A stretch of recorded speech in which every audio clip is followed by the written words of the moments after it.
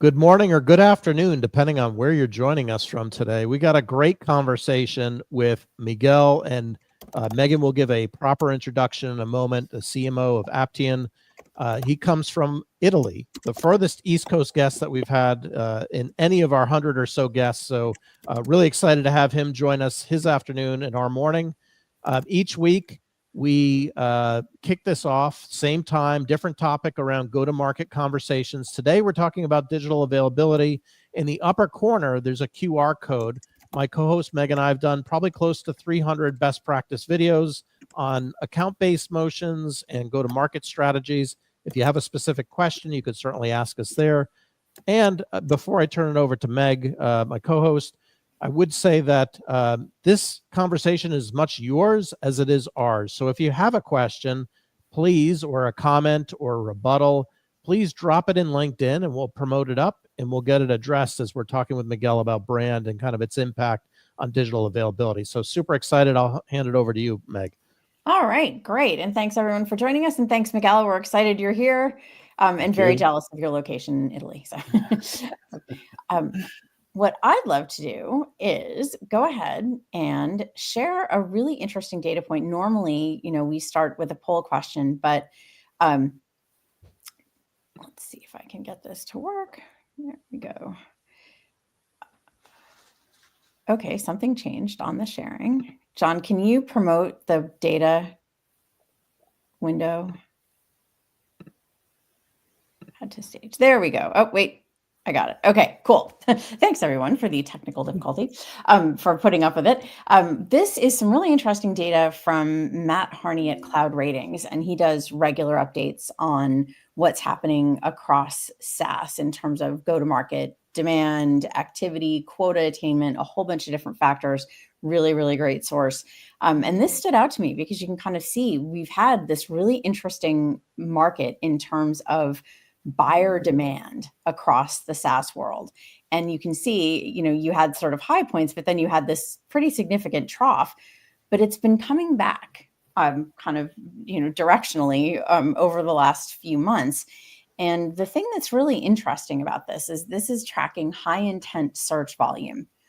What it doesn't mean is that search volume is equally distributed across organizations in terms of who is the recipient of that interest. So when Miguel was talking about the concept of digital availability and the importance of it to businesses in general, but I would also say in the competitive SaaS world in particular, for the software world, this seemed like a really interesting way to point out, hey, if you are not actively available to your buyers, you're missing out when these spikes occur, when these moments happen that people are in market because they're not finding you, they are finding somebody else. So Miguel, excited to have you here. Miguel is CMO at Aptean, which is a software company that provides purpose-built solutions for very specific industries. But before that, he has had amazing roles at Dell, at Sage, at a number of really great B2B brands that understand why it's so important to be present where your buyers are. And Miguel's been a big part of helping them drive that. Miguel, would love for you to tell us a little bit about your role, your thoughts on our chart, and a little bit about how you sort of became engaged with the idea of digital availability. Yes. So my current role at Aptean is I'm the CMO, and with that, basically, I have all of marketing. So I manage all of marketing, field marketing, what you might call brand marketing, corporate marketing. So the whole gamut of marketing sits under my remit. I first sort of became fascinated with the idea of digital availability when I was consuming, a number of years ago, research that was saying, that obviously in the digital world that we live in, our buyers are, around 70 to 80 to 90% through their buyer journey, depending on the source that you look at, through their buyer journey before they're ready to talk to a salesperson, right? That entire journey that precedes that, 70, 80, 90% is also digital, right? And then round about the same time, I was consuming a book by a gentleman by the name of Byron Sharp, and he's a professor of marketing in somewhere in Australia, and he wrote a book that's called How Brands Grow, but it was really very much directed towards the B2C world. And in that book, he talks about mental availability and physical availability, right? So, say for example, you're pulling up at a garage, you're thirsty, you think of Coca-Cola because it's mentally available in your head. You go into the garage, and there's the Coca-Cola physically available to you right there, right? And so, he was talking about, obviously the brand has to be mentally available to people, but then also physically available. And each of these two need to exist to the same level, if you like. So then I started thinking, well, how does that sort of concept work in B2B, right? And that's where I, the concept of digital availability entered my head, right? Because we're not going into, our buyers don't go into a garage, right? But they do their research digitally online. And therefore, we need to make sure that our brand is digitally available to the right level, so that we can, I suppose, communicate effectively from a digital perspective with these buyers.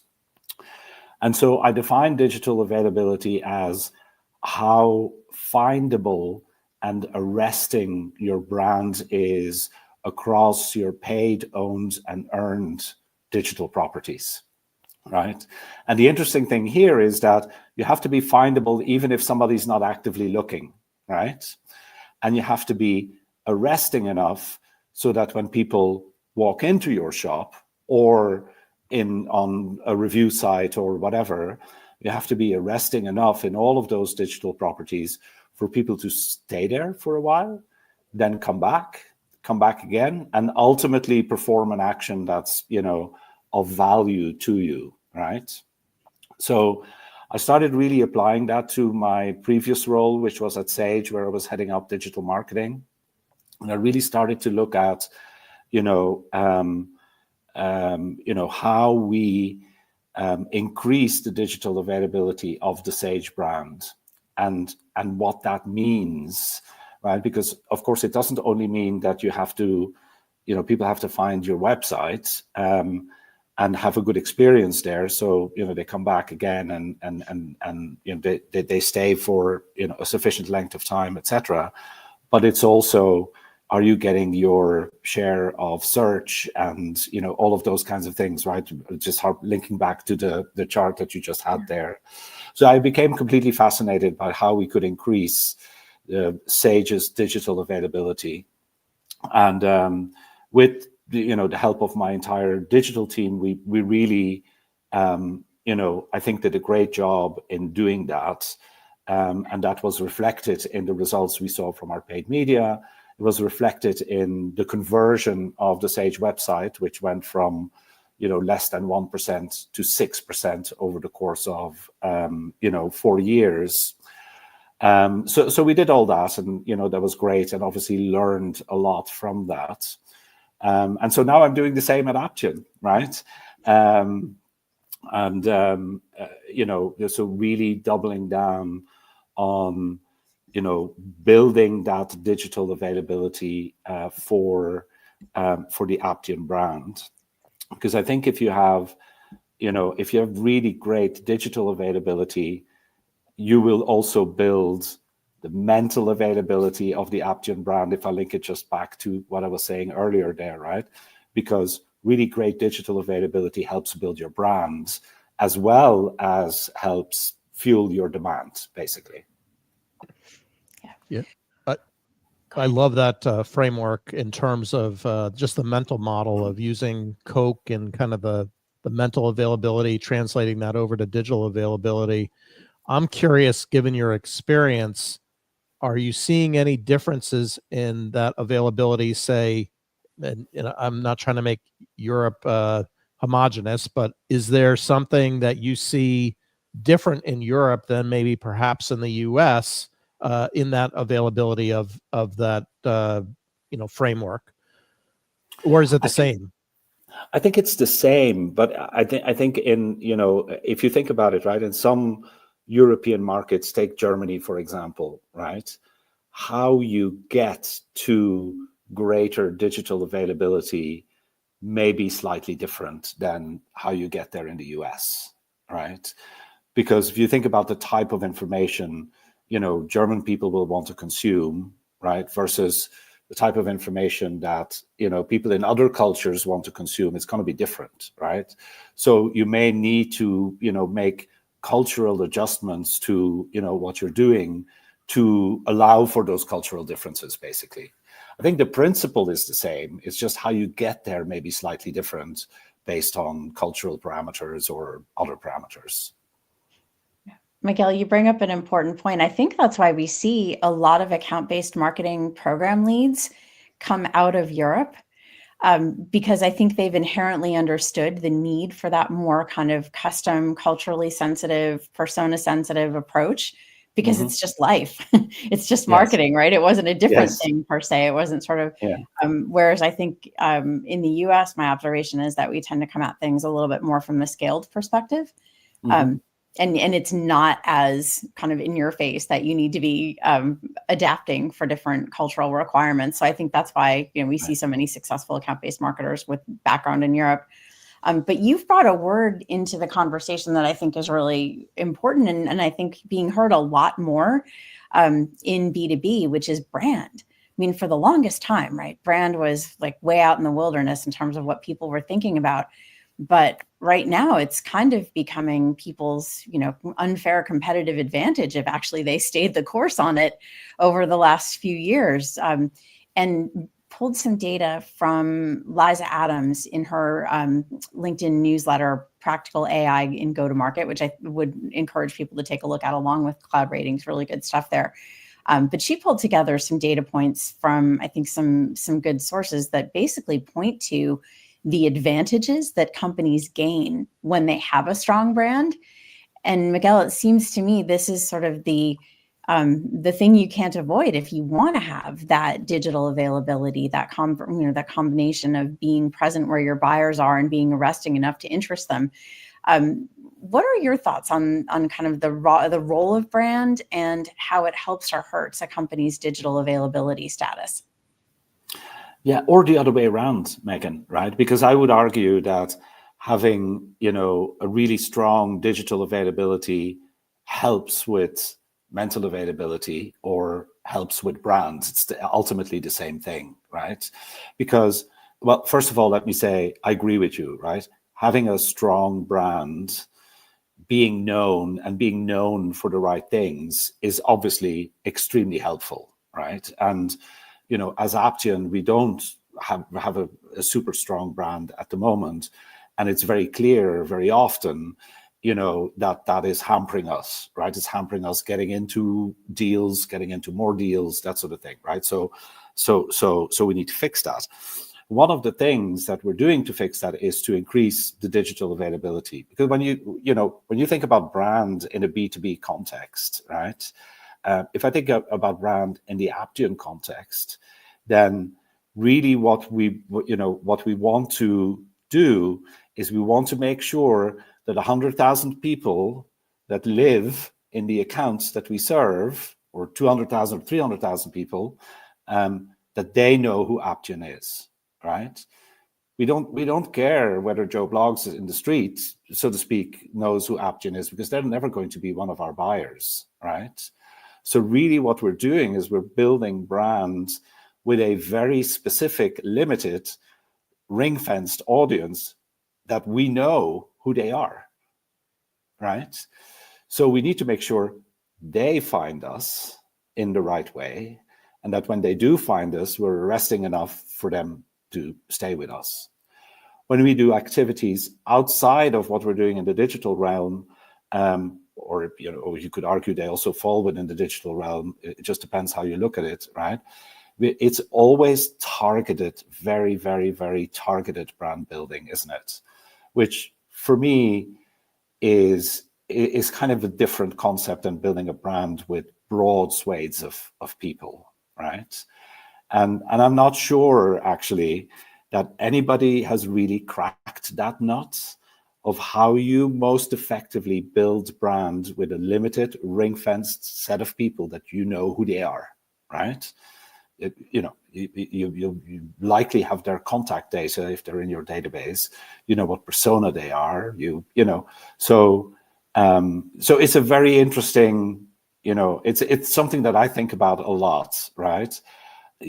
How do you best do that? One of the ways to do it is through increasing your digital availability, I think, but there's also obviously other avenues to get there. But I don't know if there's anybody out there that has, sort of a framework for that, that incorporates all the elements that can help you build a brand with a very specific ring-fenced set of people. You mentioned a lot of interesting things there, and in particular, the digital activities that kind of build up to this digital availability or the mental availability approach that you're talking about.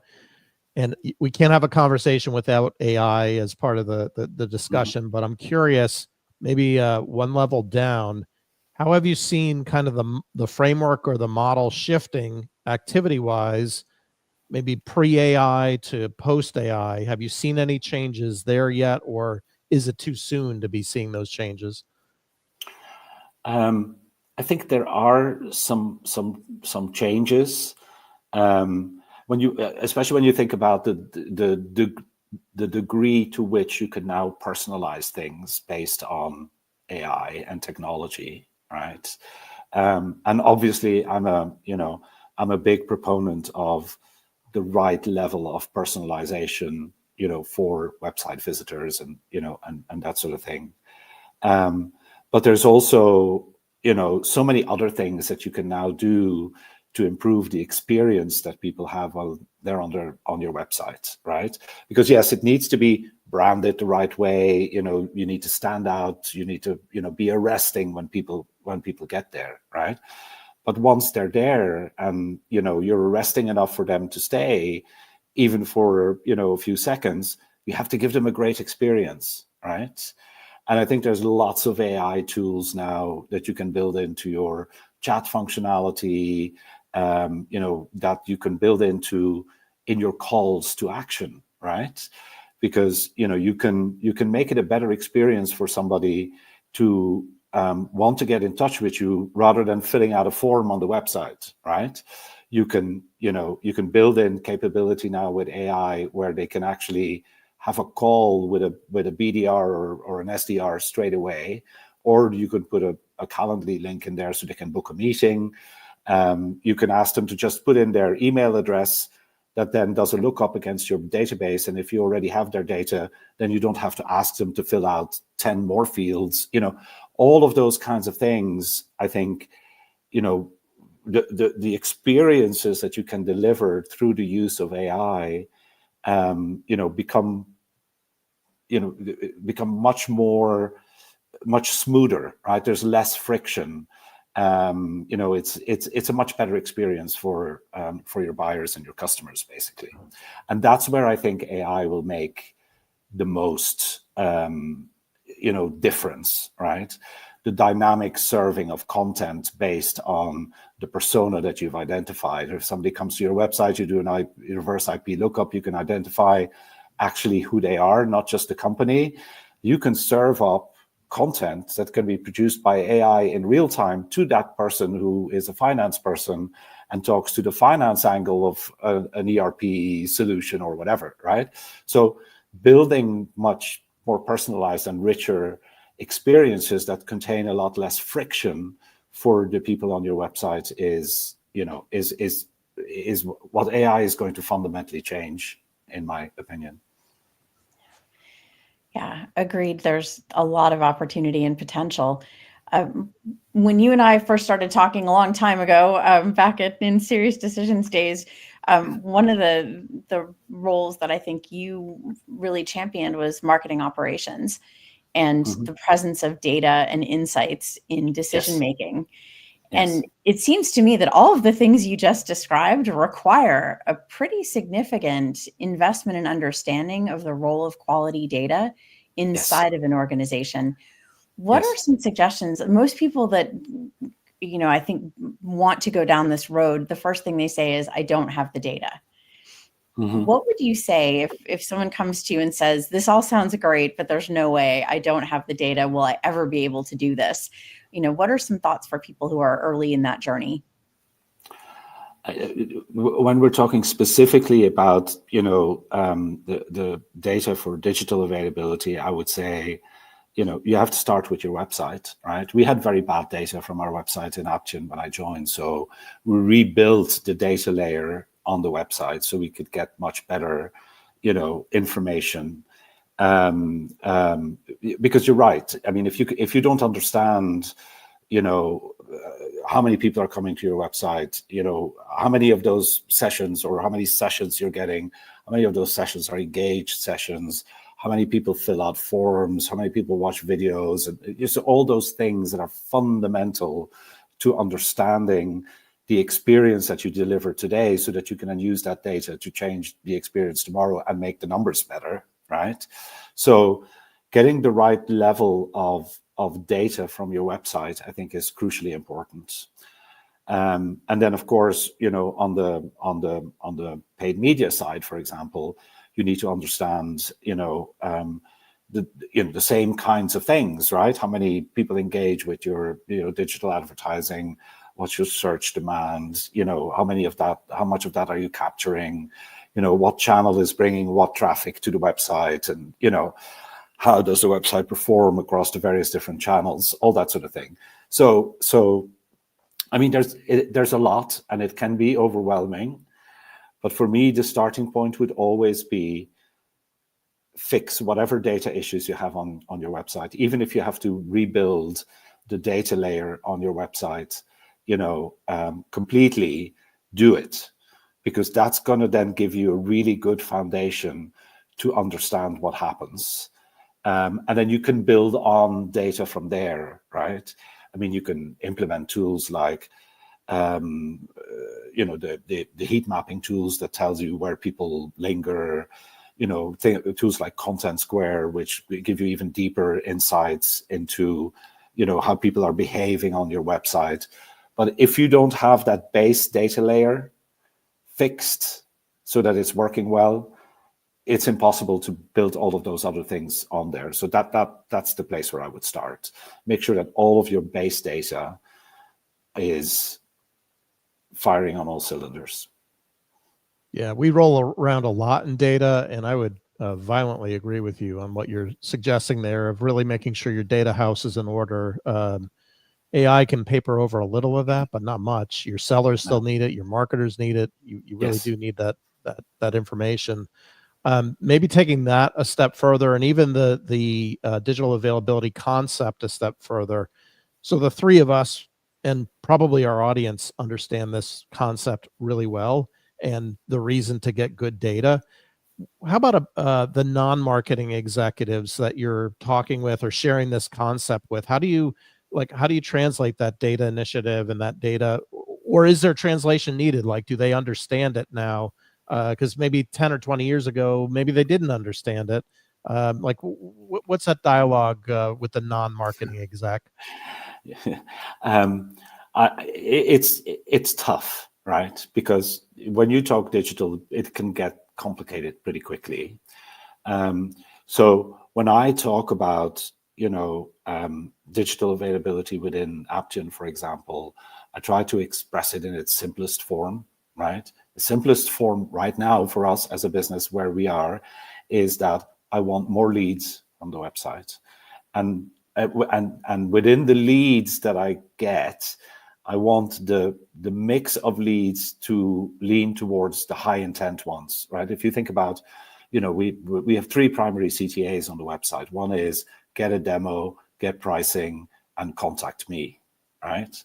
What I want is I want more of those, but I want more of the really high intent ones, because obviously a contact me, request pricing and request demo are higher intent than a contact me, right?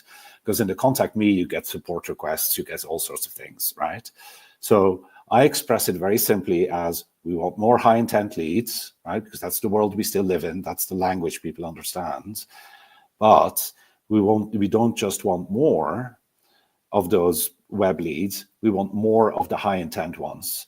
So if I see contact me go down, but request demo and request pricing go up, and I still have overall growth in the leads, then we have increased our digital availability, right?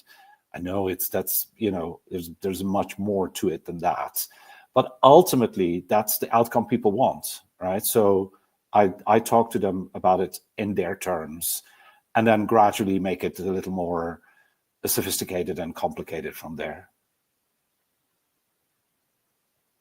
I think that's an important point. You want to definitely meet your fellow executives at a place where you assume they have a pretty good understanding of a lot of things, but this may be a little bit different, and the way that you need to tackle it and sort of protect people from a layer of complexity and too much detail becomes kind of an art form.